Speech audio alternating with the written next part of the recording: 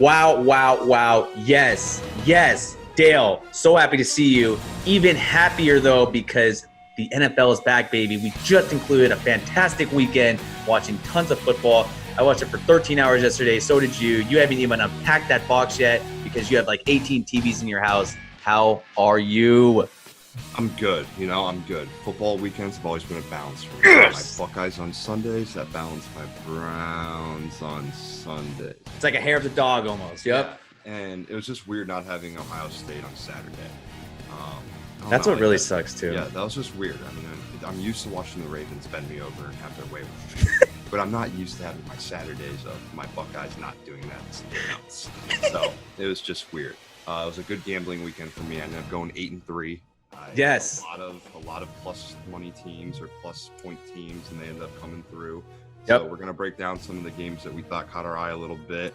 But let's get started. We're going to start with the Bucs and Saints. I had the Bucs plus 3.5, but I also had the over 48.5 in that game. I thought that it would be a really big offensive game, which I was pretty right on. The Saints looked dominant, like we thought that they might. The Bucs look like a team that probably needs to play together a couple weeks. I'm excited to watch both these teams. They both are going to be fun to watch offensively. Will, what's your thoughts on that one?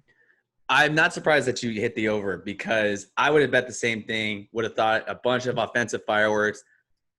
Me and you are not going to overreact, though. Look, September, especially now, amongst COVID and everything, that not enough reps in practice and training camp. This is a glorified preseason. Not bold prediction here. By October 1, I'm going to say that these guys are going to be clicking. I think, and by these guys, I'm talking about the Buccaneers. I think that being able to gel more and get better chemistry with Mike Evans, Chris Godwin, O.J. Howard, you got Gronk, all of them, all these running backs now. Look, Brady has proved this before. He said he's going to retire when he sucks. He might have thrown another pick six, but look at the chemistry. There was a play where he overthrew Mike Evans and he sat in the soft part of the zone, and I don't know who the hell he was throwing to. They will be just fine. The Saints, on the other hand, a little worried. They shut down Mike Thomas, and at the end, got his ankle rolled up on. But overall, good game. I think we can look forward to this matchup again later in the year. But look, maybe they're just not ready yet. Yeah, no, give at least the Bucs 4 weeks. Any team with a new head coach, I'm giving the entire first quarter of the season. New quarterback, they got a whole new system. Right. If you have a new head coach, a new system, I'm giving you 4 games. If after 4 games you still look pathetic, okay, I'm going to call you trash. The first 4 games, we're just going to relax. We're going to move on to the Sunday night game. I had the Rams plus 2. The Rams won the game. I thought that the defense looked pretty solid for the Rams. You and I were on the same page all offseason. We weren't too low on the Rams. We thought that they'd have a good bounce back year.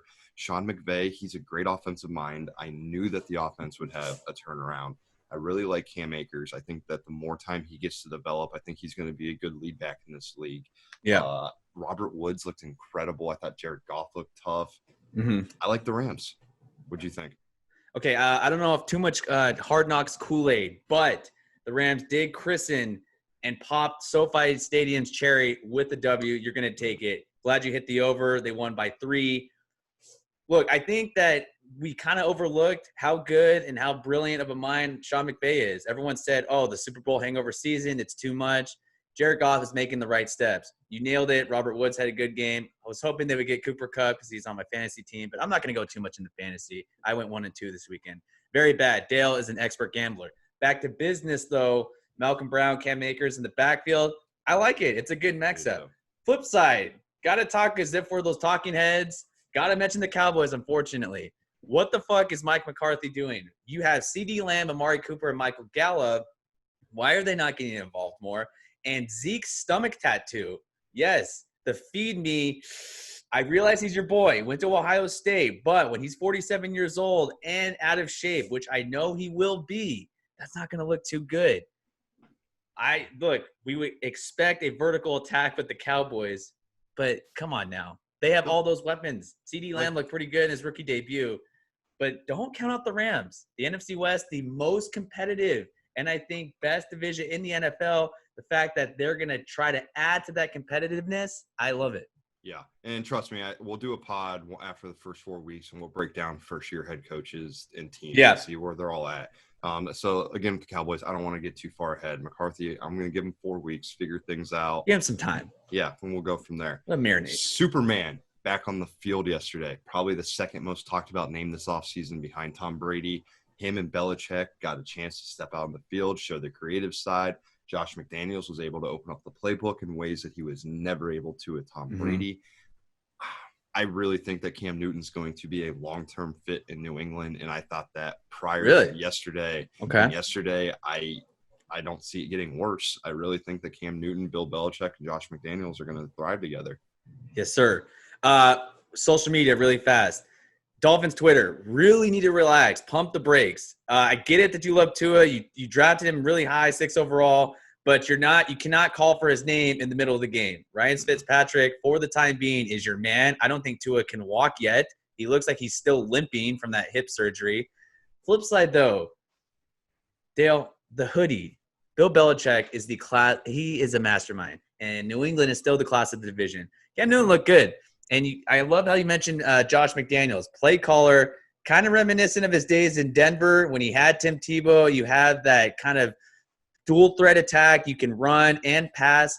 The fact that they were drawing up plays where they were strictly quarterback power plays, where you had backs and linemen designated blocking assignments on linebackers and DBs for him to score. How sustainable is it? I don't know. He showed flashes of his 2015 season when he led the team, his Panthers, to the Super Bowl and an MVP. They're still the class of the division. The Jets suck. The Dolphins aren't going anywhere. The Bills, they're going to make it competitive. But I like the fit. And I also like Cam's fit. I would be very, very interested in seeing what his wardrobe looks like. You're not a fan of it, but with his hats and his raincoat color, his suit, sign me up. Yeah, well, that's something to keep an eye on, how much Belichick let him be creative, I guess.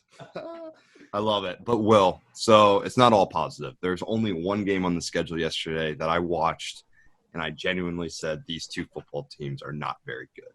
Yes. And I know it's going to hurt you a little bit that I have to say this, but it was the Bengals-Chargers game. Both those teams, the entire game I looked at, and I just said, wow. These two teams are not very good at football. And the final score showed me that. It was 16-13. Chargers got the win. Joe Burrow didn't look that bad in his debut, but I still don't think there's a lot around him in any way, shape, or form. Yeah. What do you think? My thing with that, okay, Bengals-Chargers.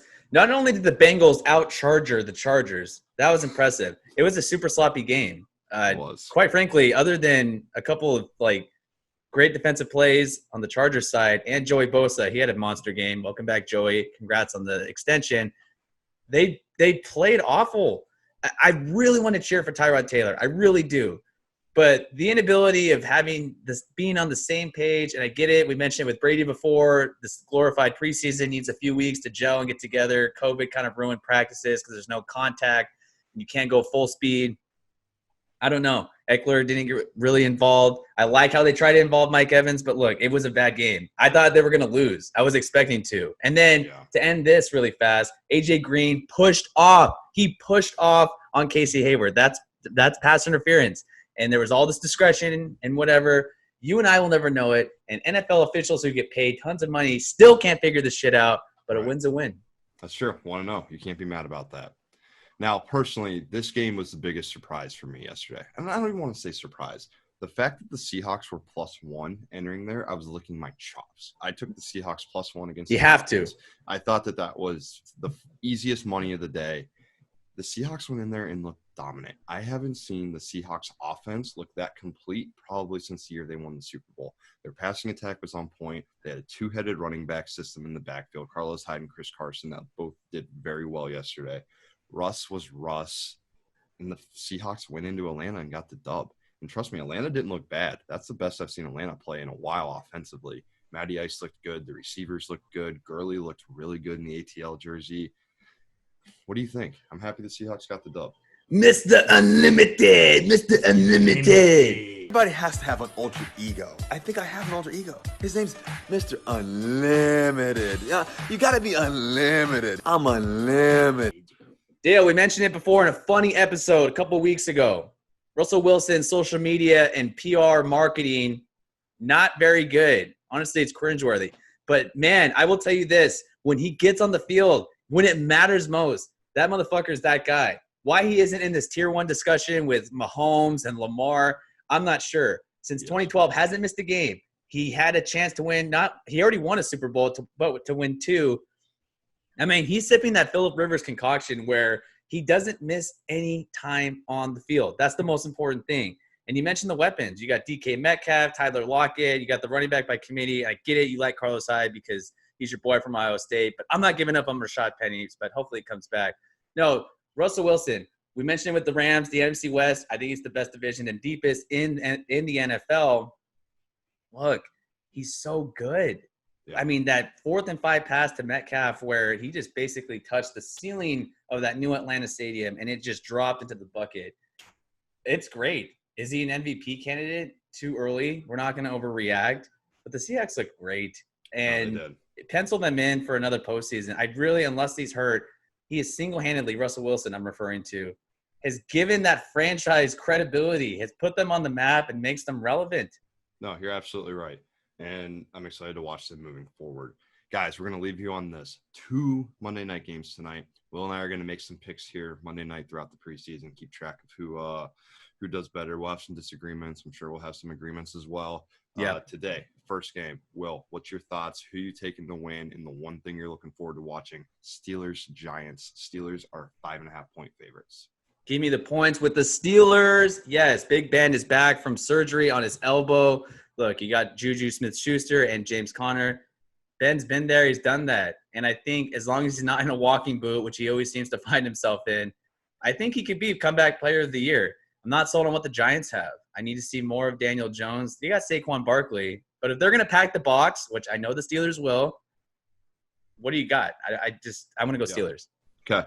I'm taking Steelers with the points as well. My thing to watch, Big Ben back. Juju's the number 1. James Conner's the number 2. Who's going to emerge as the number 2 wide receiver for the Pittsburgh Steelers? You look, historically speaking, Big Ben always has an elite number 2.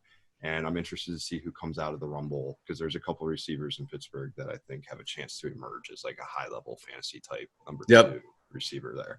And then game number 2, we have Titans at the Broncos. Tennessee is 3-point favorites on the road. Who you taking? Why?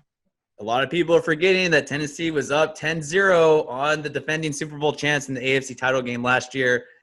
I like the Titans in this game. Give me them with the points as well because you have the hardcore running attack with Derrick Henry. Hopefully he can stay healthy. I like Mike Vrabel as a coach. He is an extended branch of the Bill Belichick tree because he not only played but helped coach under Belichick. He has this team physical, and they love to run the ball. I'm not sold on what Drew Lock's done either. It's not enough. Portland Sutton's out too. Give me the Titans. Okay. I'm taking Titans with the points too.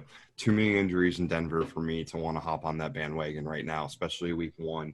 Von Miller out on the defensive side of the ball. That hurts. Yeah, Cortland Sutton out on the offensive side of the ball, and I don't necessarily think that offense is ready to roll yet either. It'll be fun to watch Jerry Jeudy tonight. That'll be something on the Denver side. But looking at Tennessee, they just signed Clowney. And like you said, Vrabel, that's the X factor for me. Vrabel gets his teams ready to play. His boys want to play for Vrabel. He's a football guy. He's ready to run through a brick wall for him. He literally will. Man's like 50 years old, has gray hairs, and does that. I think there's times where he forgets that he's the coach and he thinks he's the player. He has those arm pads on. He puts like the bulletproof vest of like the defensive linemen, the linebackers. He can get in on the action. I love the intensity. But, Mike, you are a coach, not a player. Get your team right. Yep.